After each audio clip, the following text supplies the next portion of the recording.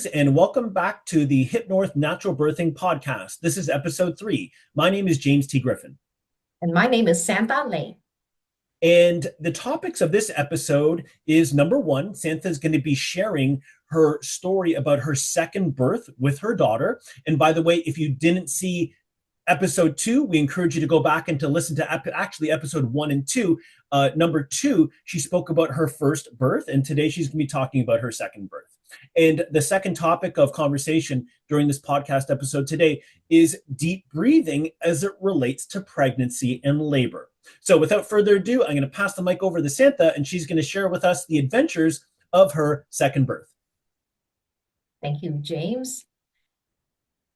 About 4 years after I had my first child, I got pregnant with my second child.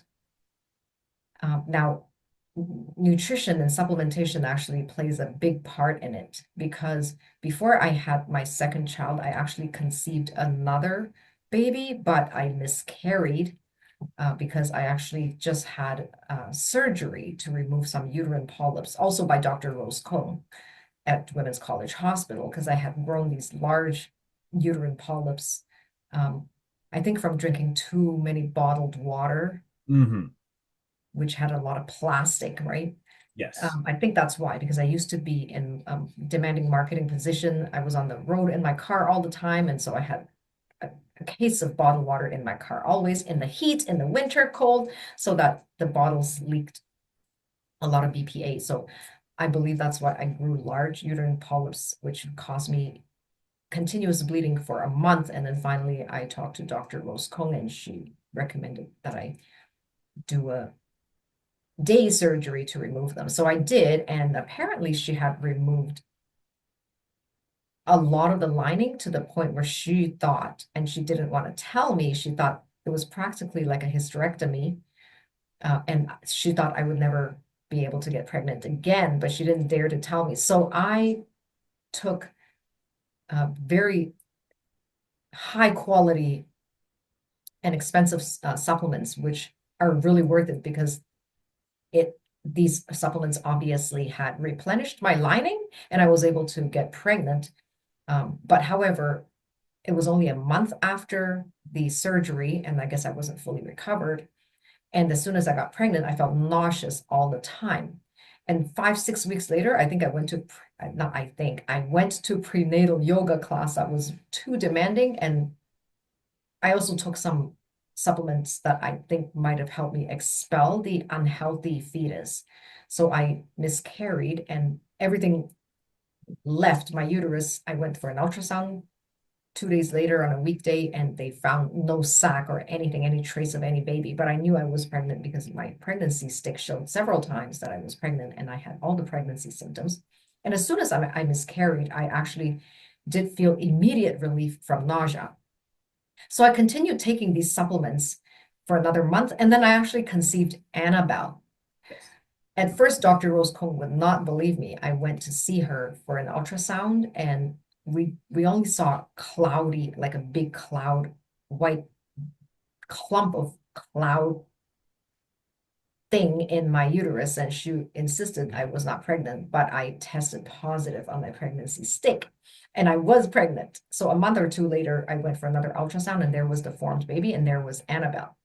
Yes. So I also used the same Hypnosis for Easy Childbirth cassette tapes I had used for my first child's, my son's birth, pregnancy and birth. And so I reused the same cassette tapes for me to sleep very well through my entire pregnancy. And however, I made the mistake of cutting out one key supplement that I had taken since I was in my 20s. I thought that it was waning in efficacy, so I stopped taking it before I had Annabelle. And Annabelle was born with a lot of allergies, like over 50 types of food allergies. So she would just break out in rashes. And I was breastfeeding her, so I had to cut out a lot of foods from my diets to figure out whether she was getting better. And finally, when she was 7 months old, my mother said to me, "You should just drink that supplement again that you had cut out, and also feed it to your baby." So I fed it to Annabelle, my baby. when she was 7 months old, but she could only tolerate 1 teaspoon of it per day. After 7 days, her skin was 90% better. Wow. So that taught me the lesson that proper nutrition and supplementation is so crucial to having a healthy baby. Because I took this supplement throughout my pregnancy with my son, my first child. My son has perfect skin, no allergies whatsoever. It's a big difference. My daughter loved to eat, but she was allergic to over 50 things. So it was very difficult. But because I continued to give her that particular supplement drink, she outgrew all of those 50 allergies. Amazing. Yes, she outgrew most of them by the time she was 2, and then the rest of them she outgrew by the time she was probably 8 years old, I'm guessing. And now she can eat anything. And also she's got super thick hair, very thick and beautiful, shiny, vibrant hair from that supplementation. Of course, I will talk about supplementation when you enroll in our training. Yes. And there are also other types of very important supplements that have helped me with developing a healthy fetus and as well as keeping myself healthy. It is Yes. actually very important to have supplementation because I have met at least one other mother in the park who lost all her teeth because she didn't take any supplements. She lost all Wow. after having her first child. And I had met her before she had that baby and after she had the baby, and it was night and day. She looked like she aged 20 years and she lost a lot of her teeth, which is so sad.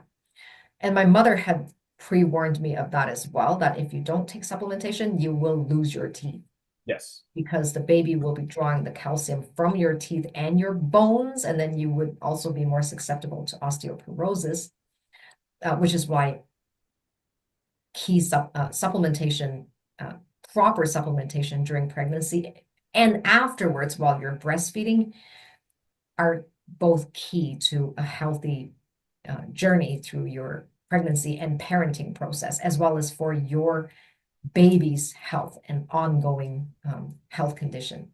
Yes. Because, Incredible. because my daughter suffered a lot for years with her allergies, that there were so many things that she couldn't eat. I had to really watch her diet and watch everything, and she would often break out into itchy rashes and yes, she wanted to eat everything. She was not a picky eater. Yes. She was actually very easy to look after. She slept very well, just like my son did. Yes. Slept for long hours, stretches of time.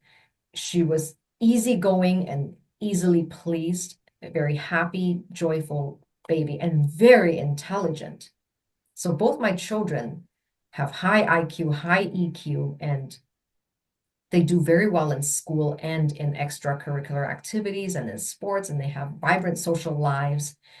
They are good communicators, possibly because I'm also a Toastmaster and I used to compete in Toastmaster speeches during my pregnancies too. So they Yes. somehow learned a lot of my skills while in utero. Yes. And would you say, Santha, that them adopting some of your skills during the pregnancy, do you feel that the hypnosis training created a stronger connection between you and them? Absolutely. Yeah. Hypnosis actually helped to calm them, and that's why they are such calm and easygoing people. Yes. They don't get riled up easily. They don't lose Yes. their temper easily. They're very careful and diplomatic with their communications. They manage their relationships very well. I would say even better than I have. Yes. Okay. Yes, even better than I have been managing. I'm actually learning from them how well they manage their communications and their emotions. They actually are so good at controlling their emotions. When people upset them, they would not let them bother their emotions or throw them off emotionally. Yes. And I'm glad you brought that up really quickly because you talked about how they have a high IQ and a high EQ. Yes. Although the concept of emotional quotient, because it's intelligent quotient and emotional quotient, it's starting to gain popularity, but it's not at the level of equality, or in my eyes, it's even more important than your intelligent quotient. Because you can have someone who has a very high IQ, but if they have a very low EQ, they will not be able to sustain any harmonious relationships. Or if they do, it's going to be very low quality. So it Exactly. sounds like they have the best of both worlds. And during your hypnosis training and the audio cassettes, was there suggestions in there regarding the cognitive development of your child I that you believe could? so. Yes. Yes, there Okay, were. great. Exactly. And that's Yes. part of our program as well, because Yes. that's highly underestimated. Many do not really realize to what degree you can start planting seeds within the consciousness of your baby as it is in the embryogenesis inside your stomach Yes. as well. So that's a major theme, by the way, in our program. And we're going to share with you all the insights and the intuitions on what you can do to be proactive so that your baby, when it's born, again, as Santha said, both her babies slept really well right from the get-go. And that was a Yes. consistent. It wasn't just for a couple of days and then next thing you know, they're sleeping out the window.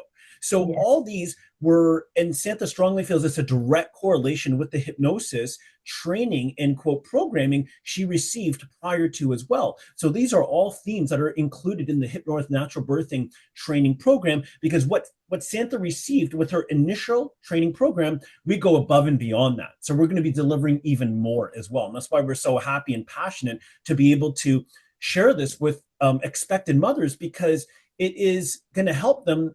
But really importantly, too, is create a stronger connection with their mind and body. Because Correct. even though the mind body connection is talked about, I've had conversations with individuals. I say, can you tell me about the mind body connection? And they look at me with a blank stare because they don't understand it. So part of our training program, it's not just about just natural birthing. You're going to become more in tune with the intelligence of your body, because the body does have an intelligence, and many have more of a relationship with their smartphone than they do with their body. So we're going to help mothers reconnect with their body. So another benefit too is that as time goes on, in terms of menstrual cramping, that's going to reduce as well, because part of that painful menstrual cycles has to do with the disconnect between the mind and body. So we're going to provide the tools to how to be proactive with that as time goes on, as after you give birth, your cycle resumes, and we're going to give you the insights, intuitions, and tools and wisdom so that you can create more harmonious menstrual cycle as well. So just a bit of a rewind, Santha. So during your second pregnancy, you slept great during that process. Is that correct? First and second pregnancy, yes, I Yeah. slept great through Yes. my husband snoring, through all the noises, and Yes. through the hospital ward noises by the new babies and mothers who were struggling at night. I slept through all their noises too. So Yes. I, Yeah. I was a happy camper. Yes, and we all know that sometimes when males snore at night, it sounds like a freight train's going through a tunnel. So the fact that you're able to sleep through that, Yes. incredible. So first and second pregnancy, slept great regardless of the sounds. That's amazing. Number Yes. two, your childbirthing experience with Annabelle, your second child, pain-free? Yes, absolutely pain-free. In fact, the experience was exactly the same as the first one, except the second time I was not afraid to push my baby out. So I pushed her out in 5 minutes. So this That's is actually what amazing. happened. It's actually quite a fun story with my daughter's birth. Dr. Rose Cohn, after 4 hours of being on the IV drip to block the strap B positive out for my baby, Dr. Rose Cohn said, "You're only still 4 centimeters dilated." But I said, "But I really feel the strong urge to push." She said, Yeah. "Don't push. You need to be 10 centimeters dilated. I'll see you in 12 hours." So she said, "I'm going back to work in the next building. If something happens, ask somebody to call me and I'll come right back. But I don't expect you're going to deliver for another 12 hours." Now, I did not believe her. So she left, and I told my husband, "Can you please turn out the lights and leave me alone and go to sleep?" I told my husband, "You go to sleep. You don't have to worry about me. I'm fine. You just go to sleep and leave me alone." And I really felt the strong urge to push. So I went to the washroom and I just pushed and pushed, like I just followed my urges to push. Were you sitting on the toilet at this time? Yes, but Okay. this time I For got clarity myself purposes, yes. toilet. Yes, I got myself into the toilet. I just kept pushing and pushing, um, because my body was urging me to push. So I didn't want to resist my body's urging. So I went and pushed against Dr. Scott's advice to not push yet because I was only 4 centimeters dilated. Now, so I sat on the toilet for probably about 20 minutes because I had a watch on, so I kept track of the time. And then I felt my baby crown. So immediately I tried to call out for help, and it's hilarious. I first called out in Spanish, like I couldn't even remember English. I called out in Spanish, and then I realized my husband doesn't understand Spanish. I called out, ayúdeme, help me. Then I realized, okay, he doesn't understand Spanish. Okay, let me ask him to come and help me. And then next I called out in Mandarin, which is my mother tongue. And then, of course, I realized he didn't understand Mandarin at that time either. So then finally, I had to really think about it hard to finally speak in English. Honey, the baby is coming. The baby is coming. And he was asleep in the room, in the delivery room. So instead of waiting for him to come help me, I just got myself off the toilet and I waddled over out of the toilet into the delivery room to tell him, can you please go grab any doctor here, any doctor to come in and help me deliver. Baby has crowned and is coming now. So my husband rushed out and brought in a visiting family doctor in a summer dress. But this was in the winter time, actually. But she somehow came in this summer dress and she was visiting friends. She was a family physician. And she helped me deliver. So I pushed for 5 minutes and my daughter was out. And she cried so hard, like and so loud, on top of her lungs, that I knew that she was going to be a singer just like me. Because I'm a singer, right? And I can sing opera and all types of styles. And Yes, very well, actually. thank you. I can hold my breath for a very long time, and hearing Annabelle's very loud and crisp cry for a long time while she was crying, I knew that she was going to have the lung capacity to be a good singer too, and she is. She's a very good singer and performer right now. So then, because this family doctor really didn't know what she was doing, after the baby came out, she just quickly wrapped the baby in a baby cloth and let me hold her and did not cut Annabelle's cord until Dr. Rose Kung rushed in and said, I missed it. I thought you were going to be another 12 hours. Surprise. And it was, and because I didn't have anybody to cut my, vaginal, like to make it bigger, she said that it was a messy tear. Dr. Rose Combs saw it and said, oh my God, it's a really messy tear because nobody was here to help you and you just pushed her out in 5 minutes. It's a very messy tear. So she stitched me up and I didn't feel any pain, just like the first childbirth. I only felt a tiny bit of pinching, just that little tiny bit of pinching. No pain while I was holding Annabelle happily in my arms. And Annabelle was nice and quiet and calm once I held her in my arms. She didn't cry anymore.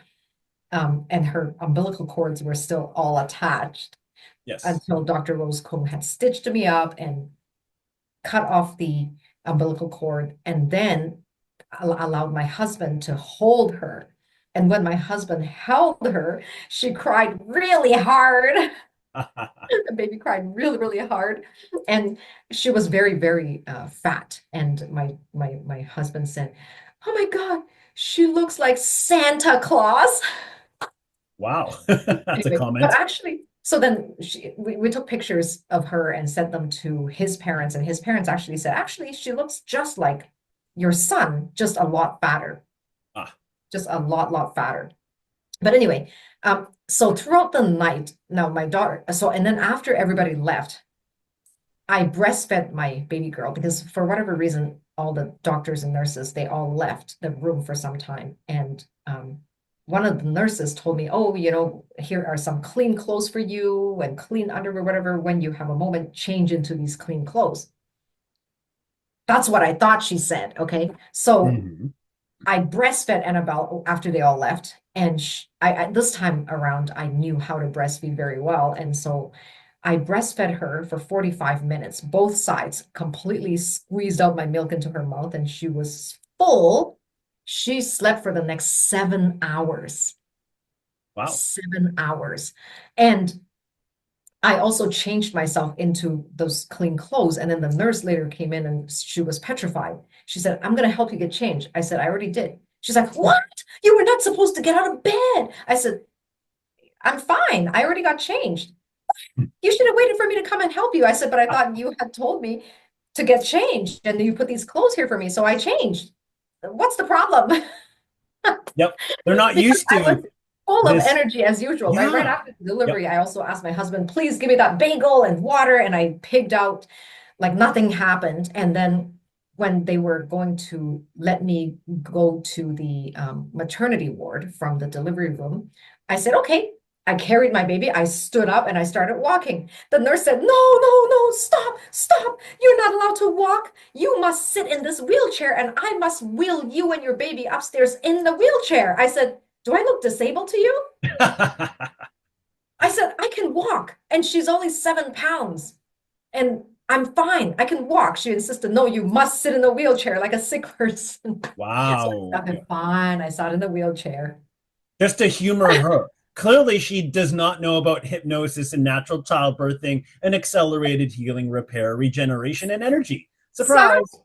everybody was just so amazed. Like it was as if nothing happened. Yeah. But the only thing, like I said, I couldn't do, just like the first time, was I could not pee poo immediately because Yes. it was swollen down there. I could pee poo hours later. Yep. And so that night, after Annabelle slept for 7 hours, I started to get really concerned, Hmm. because like, what's wrong with her? Is she too sleepy? Is she hungry? So I decided to check her diaper. Yep. And when I opened up her diaper, she woke up screaming, crying, and she hated it. I guess she felt cold, right? Her legs suddenly got exposed. She felt cold, so she cried really, really hard. And I saw in her diaper a whole lot of black gooey poo. And so she already pooed out all the black gooey poo because I breastfed her so much right before she fell asleep. Can't remember the name of that first gooey poo that comes out of babies. After that, her next poo was already golden yellow. So she already pooed out all the black baby poo so early, like within less than 7 hours. She put it out, and her next poo was already golden yellow.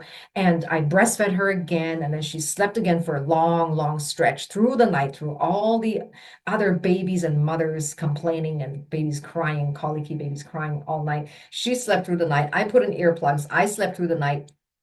And I insisted on going home the next day because everything was fine. She was latching, breastfeeding just fine. And my husband and my son was 4 years and 8 months old at the time, was so eager to come and see his new baby sister. He really, really wanted me to have a new baby sister for him. And by the way, he was the best big brother, the best son and the best big brother. He was like my daughter's second mother. He helped me look after my daughter. We went home and he actually carried my daughter downstairs from upstairs a week later, maybe not even a week later, when my in-laws were coming to visit and having dinner with us, lunch with us downstairs. My son ran upstairs and single-handedly carried the baby downstairs for us, and we were shocked and petrified, right? Oh my God, what if you dropped her? But no, he did not drop her. And he helped me look after Annabelle like a mother, because he had promised me before I got pregnant with my second child. I said to him that if you want me to have because he asked me to have a baby sibling for him. He really wanted a baby sibling. So I said, if you want me to have a baby for you, you have to help me change the baby's diaper, bathe the baby, shower, read stories to the baby, look after the baby, feed the baby, read the baby, play with the baby, and all those things. And he agreed. He really took it seriously. And he was a very responsible big brother. And when my daughter was 8 months old, she was also almost as strong as my son as a baby. Yes. She also could push her leg up to standing. But weeks later, not like Yes. on day two. So she managed to pull herself up and out of her high chair one day after school when I was taking a nap and my son was helping me babysit her as usual. So Annabelle managed to push herself up and out of the high chair and actually fell out of the high chair. And Sebastian, my son, was a distance away and ran across the kitchen and caught her Oh, before she fell to the ground. And he told me when I woke up that that happened. And I was like, wow, my son is a hero. yes. And I do attribute his amazing, responsible personality partially to hypnosis for easy childbirth. Yes, definitely a major contributing factor. And I do want to acknowledge that what you've shared with me, like I've known you for coming up to like 4 years now as Yes. well. But what you said was throughout both of their childhoods, they actually formed a really strong friendship where a Yes. lot of siblings, there's a lot of rivalry. And Yes. partly that has to do with certain things the parents did not do as well. So I know you live quite consciously, and with the hypnobirthing and that pre-programming, plus your joyous demeanor and energy afterwards, and making a deal with Sebastian as well, that helped to form a very strong foundation for sibling harmony, not rivalry, harmony. And that's also part of our program as well, the Hypnorth Natural Birthing. If you plan on having more than one child, we'll share with you insights as to how you can increase the probability. There's no promises, but increase the probability of harmonious sibling connection as well, because we all know when siblings get along, the household is far more peaceful and far more And enjoyable. happy. Yes. In fact, Yes. my house is always ringing with their laughter. They Yes. would actually be noisy too. They would be playing, chasing each other around the house, laughing, screaming, but all in joy and laughter. There was Yes. there were rarely any tears and crying and fighting. It was mostly just running around, screaming happily, playing with each other. And they still do that now. My son is almost 21. My daughter is 16. When they see each other, when my son comes home from university and sees my Yep. daughter, they still run around laughing and poking fun with each other. They even share the same bedroom together in a Yes. queen bed, which they have since they were young. And they get along so well. It is so heartwarming to see. And I Yes. just absolutely love having them both at home, running around, screaming, play fighting, and having fun with each other still, even to this age. And it is so rare to see because I hear so many cases of sibling rivalry and Yes. family Yep. feuds. Yeah. And we're going to help Uh, change that paradigm. In fact, Santha and I are, as time goes on top of the Hypnorth Natural Birthing Program, we're going to be releasing a Hypnorth Natural Parenting Program as well. It's going yes. to be like the part two. It's to be continued. I've given birth. Now what? Glad you asked, because that's going to be our part two. We're going to be developing that as time goes on. And Santha has led by example. That who do you listen to? Those who've created what you wanted, and you find out what their formula was. So we're going to be releasing that as well. So that's going to be really beautiful. Now, and lastly, after you gave birth to Annabelle, in terms of postpartum depression versus joy, what was your experience? I, I had postpartum joy. Postpartum joy, Yeah. beautiful. Yeah. So both your pregnancies, generally speaking, they were very parallel. You slept great before, no pain during, you accelerated healing, repair, and regeneration, and you felt postpartum joy afterwards. So this is all the focus of our Hypnorth Natural Birthing Program. So Yeah. amazing inspirational testimonial. Santha, you are setting a new standard for what is going to be happening around the world with when it comes to birthing as well. And there is a shift in consciousness in expectant mothers realizing there is more to this natural birthing. They might not understand it, but they feel an intuitive calling. And with the potential side effects of epidural, both short-term and long-term, and even immediate, they're starting to scratch their head and thinking, could there be more? The answer is yes. And we want to provide you with that direction as well. So great testimonial, Santha. Thanks for sharing. Now, I'm just going to take the mic a little bit and talk about breathing as it relates to pregnancy. So, and with Santha's hypnobirthing, she didn't have any specific breathing program. It's all about relaxation, which is super important. Breathing can actually help not only enhance that relaxation even more, but it can also create time distortion.